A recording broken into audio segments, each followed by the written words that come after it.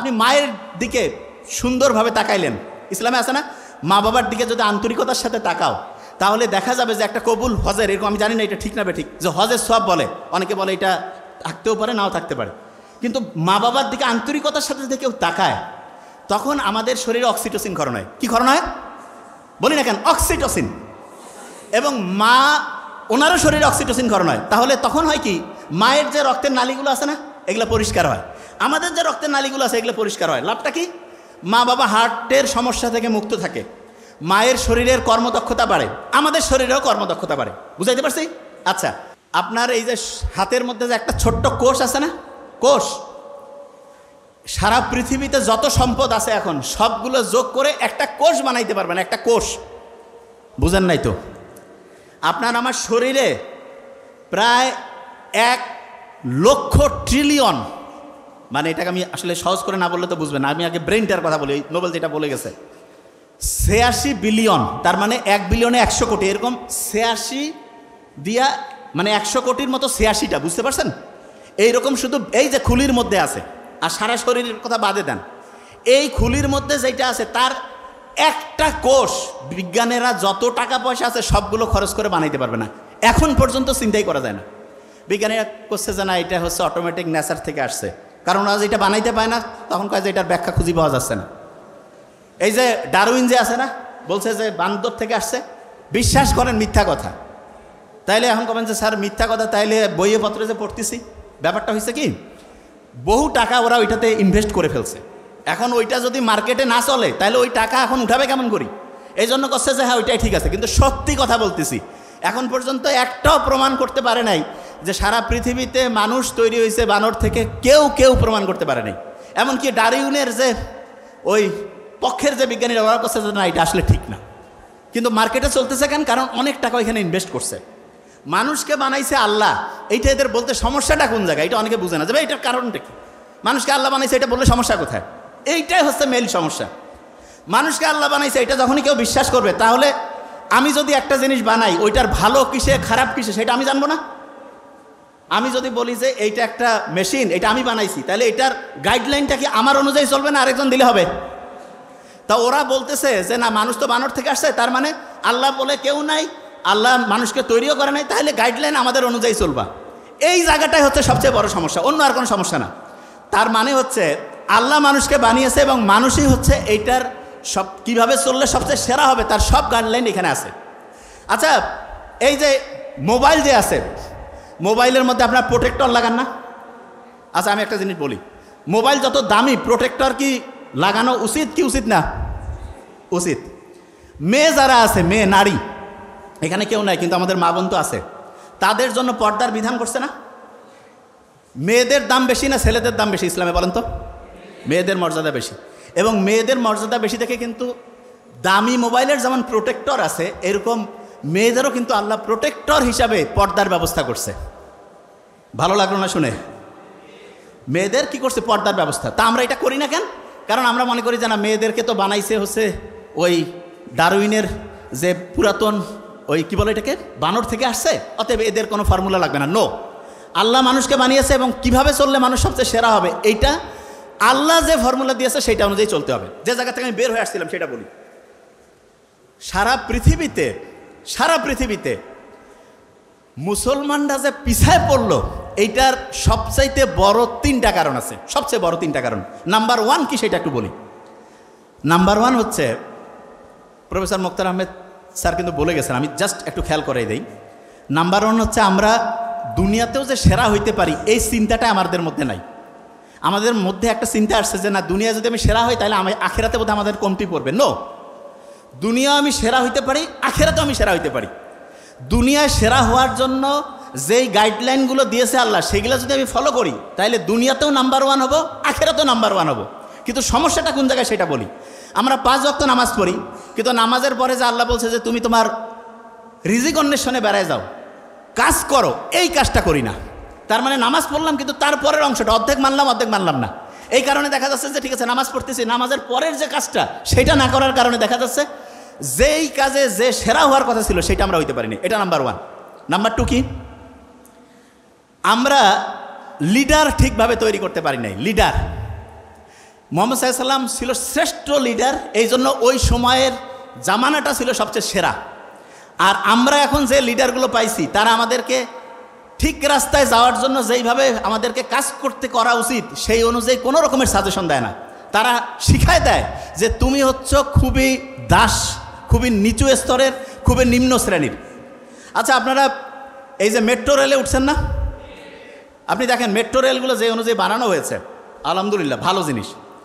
এই রেলের যে বগিগুলো এগুলো যদি আরও বড় করে বানানো যাইতো, প্রত্যেকে কিন্তু বসে আরাম করে যাইতে পারতো, কিন্তু এমনভাবে বানানো হয়েছে কিছু লোক বসতে পারবে, অনেকেই দাঁড়ায়, ঠেলাঠেলি করে পাশাপাশি করে যায়, ঠিক না?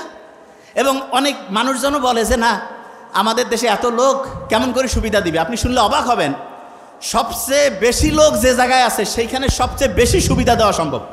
তার মানে ঢাকা শহরের লোক সবচেয়ে বেশি, ঢাকা শহরের সবচেয়ে বেশি সুবিধা দেওয়া সম্ভব। কি কারণে? কারণ যত বেশি লোক হয় তত প্রত্যেকের কাছ থেকে অল্প অল্প টাকা নিলে হিউজ পরিমাণ টাকা হয়। কিন্তু এটা হচ্ছে না কেন? কারণ এখানে যারা লিডারশিপে আছে তারা নিজেরাই টাকাগুলো চুরি বাটপারি করে বিদেশে পাঠায়, অ্যাকাউন্টে ভর্তি করে, জনগণের যে সুযোগ সুবিধা সেটা আস্তে আস্তে নষ্ট হয়ে যায়। এইখানে যারা আমরা আছি, 1 নাম্বার হচ্ছে ইসলামের মূল কাজের সাথে পরের অংশটা যোগ করা, আর 2 নাম্বার যেটা ঠিক লিডারশিপ তৈরি করা। প্রত্যেকের দায়িত্ব ঠিক লিডারকে সামনে আনা। আমরা কি এটা কাজ করি? করি না। আমরা কি মনে করি যে লিডার ঠিক আনতে গেলে আমাদের রাজনীতি করতে হবে? আচ্ছা, আপনি আমাকে বলেন, মুহাম্মদ সাল্লাল্লাহু আলাইহি ওয়াসাল্লাম কি দুনিয়ার শ্রেষ্ঠ রাজনীতিবিদ ছিলেন কি ছিলেন না? ছিলেন। উনি যদি রাজনীতি করে অসাধারণত্ব অর্জন করতে পারেন, তাহলে যেই লোকগুলো ভালো আছে তারা যদি রাজনীতিতে আসে, তাহলে কি দেশ সবচেয়ে ভালো চলবে না খারাপ চলবে? আচ্ছা, আমি একটা জিনিস বলি, দেশ যারা পরিচালনা করে আমরা বেশিরভাগ জন দেখি না যে চোর, বাটপার, গুন্ডা। আপনি চিন্তা করেন তো, আপনি জাস্ট চিন্তা করেন যে প্রফেসর মোক্তার আহমেদ স্যার যদি একটা এলাকার পরিচালনার দায়িত্বে থাকতেন, উনি কি 1 টাকা চুরি করবেন? কি আস্তে করছেন মানে কি সন্দেহ আছে? 1 টাকা চুরি করতেন? আমরা এটা জানি না। তাইলে ওনাকে যদি আমরা একটা এলাকার দায়িত্ব দিতাম, জাস্ট এক্সাম্পল হিসাবে বলতেছি, তাহলে ওই এলাকায় যদি কোনো চুরি না হইতো, কোনো যদি কন্ট্রাক্টর 2 নাম্বারই করতে না পারতো, যারা সরকারি চাকরিজীবী তারা যদি 2 নাম্বারই না করতো, যারা হচ্ছে সিন্ডিকেট ব্যবসায়ী তারা যদি এটা কন্ট্রোল না করতো, তাহলে ওই এলাকার লোকজনের জীবনযাত্রা ভালো হইতো না খারাপ হইতো? ভালো। আমরা মূল জায়গাটায় হাত দেই নাই। মূল জায়গাটা কোনটা? সৎ লিডার দরকার। সৎ লিডার হইলে প্রত্যেকের লাভ হবে, প্রত্যেকের। আচ্ছা, আপনি কি জানেন যে গোটা বাংলাদেশটা একটা ফ্যামিলির মতো? কিসের মতো? আচ্ছা, আপনার ফ্যামিলিতে যদি একজন খুব ভালো লোক থাকে, ফ্যামিলির যে সদস্য, যে সৎ, টাকা চুরি করে না, শ্বশুর বাড়ির টাকা পাঠায় না, শ্বশুর বাড়ি বলতে বুঝাচ্ছি যেখানে থাকার কথা সেইখানে না দিয়ে অন্য জায়গায় পাঠাচ্ছে, এইরকম না হয়ে যদি একটা অনেস্ট ছেলে যদি আপনার পরিবারটা নিয়ন্ত্রণ করে, তাহলে ওই পরিবারটা ভালো চলবে? নাকি আরেকটা পরিবারে একজনকে রাখা হয়েছে, সে টাকা খালি পাচার করতেছে, অন্য জায়গায় দিচ্ছে, কোন পরিবারটা ভালো চলবে? প্রথমটা না দ্বিতীয়টা?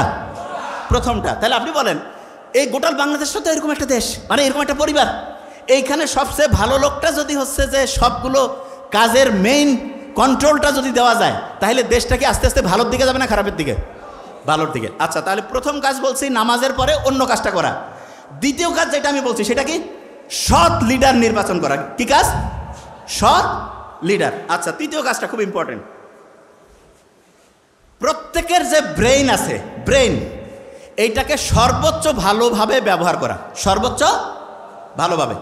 লাস্ট বেঞ্চ, ওই যে আমরা প্রত্যেকে এখানে মাথায় টুপি দিছি না?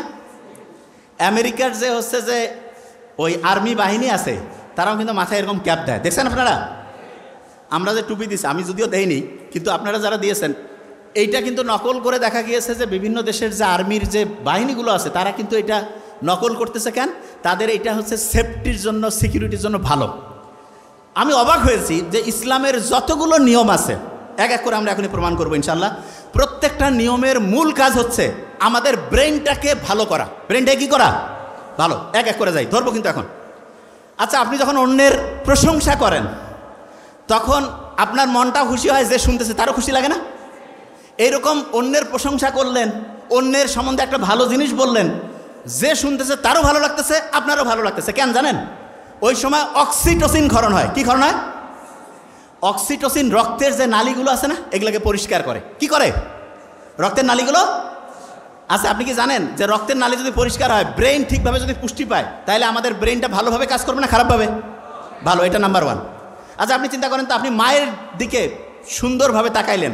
ইসলামে আছে না, মা বাবার দিকে যদি আন্তরিকতার সাথে তাকাও তাহলে দেখা যাবে যে একটা কবুল হজের, এরকম আমি জানি না এটা ঠিক না ঠিক, যে হজের সব বলে, অনেকে বলে এটা থাকতেও পারে নাও থাকতে পারে, কিন্তু মা বাবার দিকে আন্তরিকতার সাথে যদি কেউ তাকায় তখন আমাদের শরীরে অক্সিটোসিন ক্ষরণ হয়। কি ক্ষরণ হয় বলি না কেন? অক্সিটোসিন। এবং মা ওনারও শরীরে অক্সিটোসিন ক্ষরণ হয়। তাহলে তখন হয় কি, মায়ের যে রক্তের নালীগুলো আছে না এগুলো পরিষ্কার হয়, আমাদের যে রক্তের নালীগুলো আছে এগুলো পরিষ্কার হয়। লাভটা কি? মা বাবা হার্টের সমস্যা থেকে মুক্ত থাকে, মায়ের শরীরের কর্মদক্ষতা বাড়ে, আমাদের শরীরেও কর্মদক্ষতা বাড়ে। বুঝাইতে পারছি? আচ্ছা, ইসলামকে হাসি মুখে কথা বলতে উৎসাহিত করে নাকি মুখ গোমরা করে? আচ্ছা একটু সবাই হাসি তো এমনিতে ভালো লাগে না? আচ্ছা কারণটা কি বলি, এই লাস্ট বেঞ্চ, কারণটা হচ্ছে আমি যখন হেসে কথা বলি, এই যে হেসে যখন কথা বলি তখন এন্ডরফিন ক্ষরণ হয়। কি ক্ষরণ হয়? ওই যে একটা কথা বলছি এখনো খেয়াল নাই, আসতেছি। এন্ডরফিন যখন ক্ষরণ হবে তখন দেখা যায় আমাদের ব্রেনটা আছে না ফ্লো স্টেটে যায়। ওই যে লাস্ট বেঞ্চ, 1 ঘন্টায় যে 10 ঘন্টার কাজ করা যায়, ওই যে নিউ ইয়র্ক টাইমসে যে আসছিল 1 ঘন্টায় 10 ঘন্টার কাজ করা যায়, সেই জন্য ফ্লো স্টেট যেটা সেইটার পিছনে এন্ডরফিন বলে একটা উপাদান আছে। এন্ডরফিন বলতে একটা উপাদান আছে। তাহলে আপনি একজনের সাথে হেসে মুখে কথা বললেন, হেসে হেসে কথা বললেন, তাহলে আপনার ব্রেনটা ভালো হইলো না খারাপ? ভালো।